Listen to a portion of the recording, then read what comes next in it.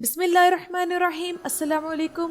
रोशनी light channel की तरफ से मेरे तमाम नाजरीन को खुशामदीद। नाजरीन इकराम, कुरुल्लुश उस्मान के सीज़न 3 की पहली किस्त में हमने कारायल की अजीबोगरीब और दर्दनाक मौत देखी, और उस्मान गाजी के साथ हमें भी इस घोड़े की ये हालत देखकर बिल्कुल वैसा ही दुख हो रहा है जो किसी भी जंगजू की शहादत का होता है। और कारायल की जिस अंदाज में मौत हुई वो देखकर उस्मान बे के जो तासुरात दिखाए गए, उनसे अंदाजा लगाना मुश्किल नहीं कि तुर्क अपने घोड़ों को किस कदर महबूब रखते हैं। और नाज़रीन इकराम, ये बात तारीख से भी साबित है। तो मैंने सोचा क्यों ना आप लोगों को तुर्की घोड़ों के बारे में तारीखी और हैरत अंगेज मालूमात दी जाएं। और आज की वीडियो में आप लोग जानेंगे कि तुर्क अपने घोड़ों के कदीम जमाने से ही इस कदर दीवाने क्यों थे, तुर्क घोड़ों की क्या खुसूसियात इन्हें अरबी और यूरोपी घोड़ों से मुमताज बनाती हैं। यानी कि नाज़रीन इकराम, तुर्की घोड़े अरबी और यूरोपी घोड़ों की निस्बत बेहतरीन क्यों समझे जाते हैं। और जब हजरत उमर रज़ियल्लाहु ताला अन्हु किसी सहाबी को किसी जगह का हाकिम या गवर्नर बनाकर भेजते तो इससे ये अहद क्यों लेते थे कि वो तुर्की घोड़े पर सवारी नहीं करेंगे।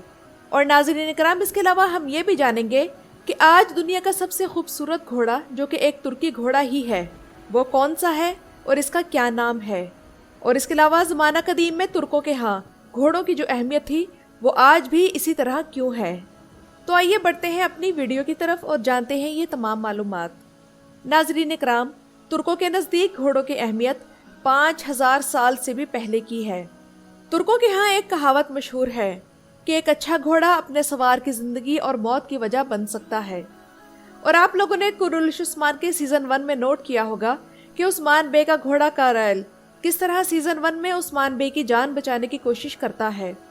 शायद आप लोग कहेंगे कि ये तो एक ड्रामा है, तुर्कों का अपने घोड़ों से बेहतरीन ताल्लुक का सबूत है, क्योंकि ज़माना कदीम के तुर्क अपने घोड़ों की बहुत कदर करते थे, इन्हें अपने हाथ से खिलाते और इन्हें मुख्तलिफ चीज़ों से सजाया भी करते थे। यानी कि कदीम तुर्क अपने घोड़ों की जीन, लगाम और नुकेल को कीमती पत्थरों से सजाते और मुख्तलिफ किस्म के हार भी इनके गले में इन्हें सजाने के तौर पर डालते थे। तुर्क घोड़ों के अगर मिजाज की बात की जाए तो ये हसास तबीयत के होते हैं। तुर्की घोड़ों की ट्रेनिंग के दौरान अगर इनके साथ सख्त सलूक किया जाए तो ये जिद्दीपन और नाराजगी पर उतर आते हैं। कदीम तुर्कों का ज़माने कदीम से ही अकीदा था कि वो अपने घोड़ों के साथ पैदा होते हैं और इन्हीं के साथ क़यामत में मिलेंगे। इसी वजह से तुर्की में आसार कदीमा की खुदाई के दौरान कदीम तुर्क लोग अपने घोड़ों के साथ दफन मिले। एक और हैरत अंगेज हकीकत ये है कि अगरचे दुनिया में इंसानों की मर्दमशुमारी स्वीडन में 1749 में शुरू हुई, मगर तुर्क कदीम दौर से ही अपनी रियासतों में घोड़ों की गिनती किया करते थे। कदीम तुर्क मजहब, जिसका नाम शामान था, इसका भगत कायनात में सफ़र करने के लिए लकड़ी का घोड़ा इस्तेमाल करता। और नाज़रीन कराम, आज भी तुर्की में मर्दों का सबसे ज़्यादा रखा जाने वाला नाम बुराक है, जो कि नबी करीम अलैहिस्सलातु वस्सलाम के उस घोड़े का नाम था जिस पर आपने मेराज की रात सवारी फरमाई थी। कबूल इस्लाम से पहले भी तुर्कों में घोड़ों के मुतल्लिक अजीबोगरीब अकायद थे। मसलन, घोड़े की नाल लोगों को बुरी नज़र से बचाती है। इसके अलावा वो कहते थे कि अगर घोड़ा अपने मालिक की वफात पर रोए तो वो मालिक जन्नत में जाएगा। लेकिन इन अकायद का इस्लाम से ना तो कोई ताल्लुक है और ना ही इस्लाम में कोई गुंजाइश है। और घोड़ों के मुतल्लिक कुछ अकायद तो आज भी तुर्कों में मौजूद है। मसलन, घोड़े को ख्वाब में देखने का मतलब है कि ख्वाहिशात पूरी होंगी। और नाज़रीन इकराम, आइए अब बात करते हैं कि दुनिया का सबसे खूबसूरत घोड़ा इस वक्त कौन सा है। तो जान लें कि दुनिया का सबसे खूबसूरत घोड़ा इस वक्त ये है, और इसकी नस्ल का नाम है अखल टेके। अखल कोपेट दाग पहाड़ों के दामन में वाक़े एक साहिल का नाम है, और तेके एक तुर्कमान खाना बदोश कबीले का नाम है जो इस साहिल पर रहते थे और सदियों से घोड़ों की ही परवरिश का काम करते थे। यानी अखल टेके एक कदीम नस्ल है। यानी आप यहाँ से अंदाज़ा लगाएं कि अखल टेके के अबाउजदाद 3000 साल कबले मसीह में भी मौजूद थे। और इससे भी बढ़कर हैरत अंगेज बात मैं आप लोगों को ये बताती चलूँ कि आज के तमाम घोड़े अखल टेके की नस्ल से ही हैं, जबकि अरबी और इंग्लिश घोड़े भी इसी नस्ल से निकले हैं। इसीलिए इस घोड़े को तुर्क आसमान से उतरा हुआ घोड़ा कहते हैं। जबकि अखल टेके नस्ल का जिक्र 11वीं सदी में लिखी गई किताबों में भी मौजूद है, जिसका नाम है एपिक ऑफ मन्नास। इसके अलावा तुर्कों के ज़हीन दरवेश देदे कुरकुत की किताब में भी अखल टेके का तस्करा मौजूद है। तुर्कों का मकूला है कि जिस शख्स के पास घोड़ा नहीं, इसके पास पर नहीं, क्योंकि तुर्कों के मुताबिक घोड़े इंसानों के पर होते हैं। और नाज़रीन इकराम, अखल टेके अपनी बर्दाश्त और अपनी तेज तरीन रफ्तार की वजह से दुनिया में सबसे बेहतरीन घोड़ा माना जाता है।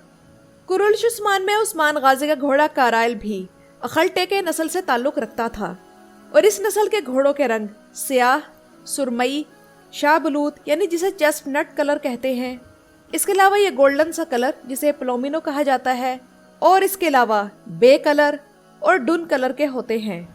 अब आइए जानते हैं कि तुर्की घोड़ों और अरबी घोड़ों में क्या फ़र्क है और हज़रत उमर रज़ियल्लाहु ताला अन्हु अपने आमिलों या गवर्नर को तुर्की घोड़ों की सवारी से मना क्यों फरमाते थे। ये तो आप लोग जान ही चुके हैं कि दुनिया में घोड़ों की सबसे बेहतरीन नस्ल तुर्कमान घोड़ों की नस्ल है, मगर ये अब ख़त्म होने के करीब है। ये अरबी घोड़ों से इसलिए मुमताज़ है कि इनका जिस्म दुबला पतला होता है, लेकिन इसके बावजूद ये सबसे ज़्यादा मजबूत जिस्म के मालिक होते हैं।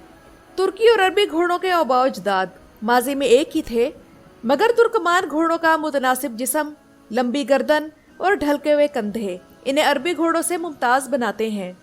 इसके अलावा इनकी टांगें भी लंबी होती हैं, जिसकी वजह से इनका कद ऊंचा होता है और इनके बालों में एक धाती चमक होती है जो किसी भी और नस्ल के घोड़ों के बालों में नजर नहीं आती। जबकि बर्फ और पहाड़ी इलाकों में चलने के लिए इनके खुर छोटे होते हैं। जबकि नाज़रीन इकराम, अगर हम अरबी घोड़ों की बात करें तो इनकी कमर तुर्कमान घोड़ों जितनी लंबी नहीं होती और ना ही इनका कद तुर्कमान घोड़ों जितना ऊंचा होता है। इसलिए अरबी घोड़े शान शौकत में तुर्कमान घोड़ों से कम महसूस होते थे। इसलिए हज़रत उमर रज़ियल्लाहु ताला अन्हु अपने आमिलीन और गवर्नर्स को तुर्की घोड़े पर सवारी से मना फरमाते थे कि कहीं इनमें तकब्बुर का एहसास ना पैदा हो जाए और वो अपनी आवाम को हकीर ना समझने लगे। कदीम तुर्कों के यहाँ बच्चों की घुड़सवारी की ट्रेनिंग 3 साल की उम्र से ही शुरू हो जाती थी। पहले बच्चों को भेड़ और बकरी पर सवारी करना सिखाया जाता था, फिर उसके बाद हर बच्चे को उसका एक अलग घोड़े का बच्चा दिया जाता था। तो उम्र बढ़ने के साथ साथ मालिक की खुसूसियात भी घोड़े में आ जाती। इस्लाम कबूल करने से पहले कदीम तुर्क घोड़ों का गोश्त भी खाते थे और जंगों में सिपाही के तौर पर भी इस्तेमाल करते थे। तुर्कों के यहाँ घोड़ी का दूध एक मखसूस तरीके से भी इस्तेमाल किया जाता था, जिसका नाम किमिज था। औस खान की कहानी में औस खान ने 40 दिन घोड़ी का दूध पिया और वो जवान हो गए थे। अगरचे किमिज मंगोलिया के रहने वालों के यहाँ भी इस्तेमाल किया जाता है और वो इसे कोमिस कहते हैं, मगर ये तुर्कों की ही ईजाद है।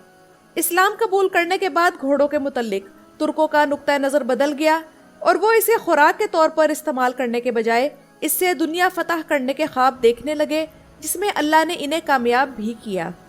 और नाज़रीन इकराम, आखिर में मैं यही कहना चाहूँगी कि आज के इस जदीद दौर में भी जब कारें सड़कों पर रवा दवा हैं, तुर्कों के यहाँ घोड़ों की इसी तरह अहमियत है।